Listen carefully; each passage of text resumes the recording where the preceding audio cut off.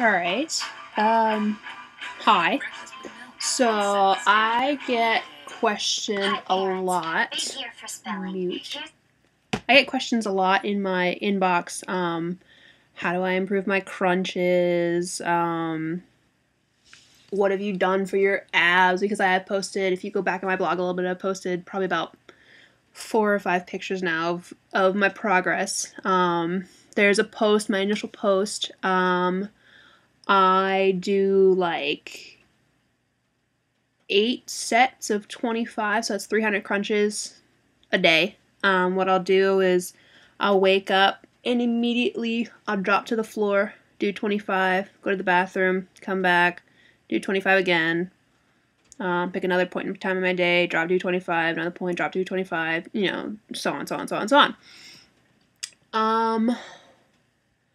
But as far as getting your crunches to improve, it's going to take a little bit of time because you have to build that endurance, especially if you haven't done crunches a lot or ever. Not really sure how to put that, but let me think. One way to try it is if you can get your different variations in. So instead of just doing the basic, crunch, push, push, push, push, push, there is a variation that I have tried where you lay on your back, pull one leg up, and you basically, wake up computer, you climb up your leg and climb down your leg, and climb up your leg and climb down your leg. And you switch it, I think you do, when I did it, I did like reps of 10, and then I would do 3 reps on each leg, and that would be a set. Another thing that really will help, I guess, with your endurance is when you pull up for your crunch, you should be exhaling, and then when you lay back down, you should be inhaling.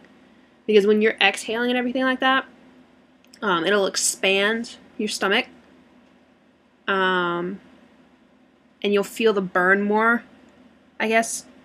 I hope I'm explaining that right. Correct me if I'm wrong, if there's anybody, fitness gurus out there watching this, if I'm doing this wrong. But I know it has to do with when you're exhaling and you're pushing all of the muscles out.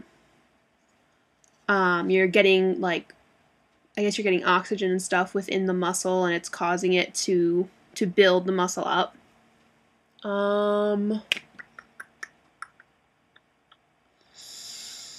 What else can I...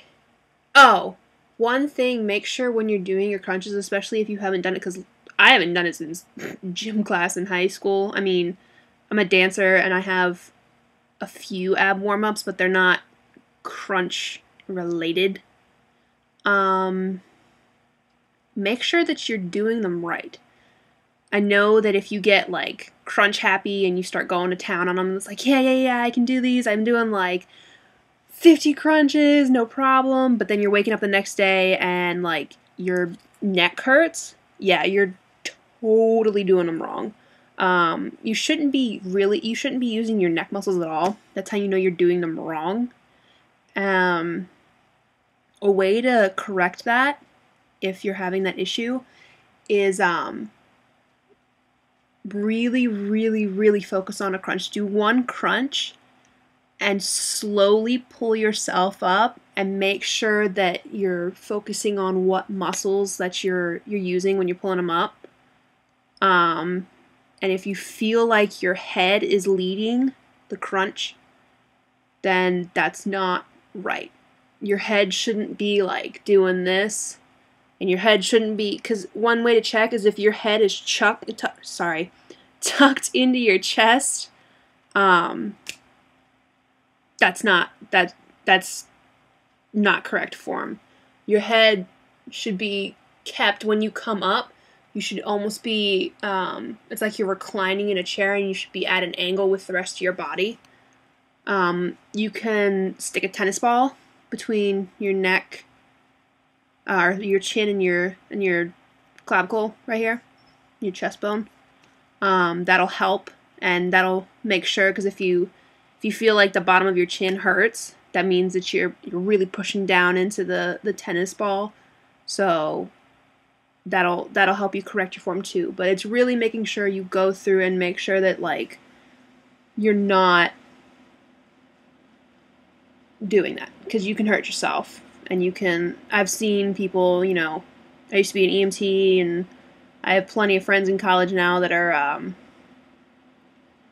the kinesiology majors, and like I've seen the injuries, and if you mess up that muscle, oh, it's not good, because not only will you mess up your neck muscle, but it'll lead down into the muscle right up here on your shoulders, and you really don't want to mess those up. If you, especially if you're trying to get into like the military and everything like that, yeah, you use those muscles a lot. I guess if you're doing this like I am for the PFT, for the physical fitness test, time yourself first to see how many crunches you can get out before you completely like just can't do them anymore. So max out your crunches and go from there. I mean, I say I do the 8 sets of 25, but I didn't just start out with that. I built up to that. I probably started out with sets of 10 or 15, just depends on how I was feeling that day. But you got to take it slow. You know, people don't wake up one morning and decide that, oh, I'm going to get ripped today. Like, no, it takes a little bit. It'll take a couple months to get there. I mean, but if you keep at it, and you like constantly look up different variations of the crunch, it'll get there. Another thing to do if you want to improve your crunches is improve the muscles here.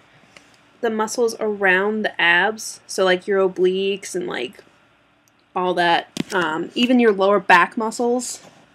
I mean, I know those don't really play part in the crunch, but if you can work your lower back muscles, you will be working your abdominal muscles, which is what you do use in a crunch. So just look for different exercises to do that, and you should be great. So, yeah.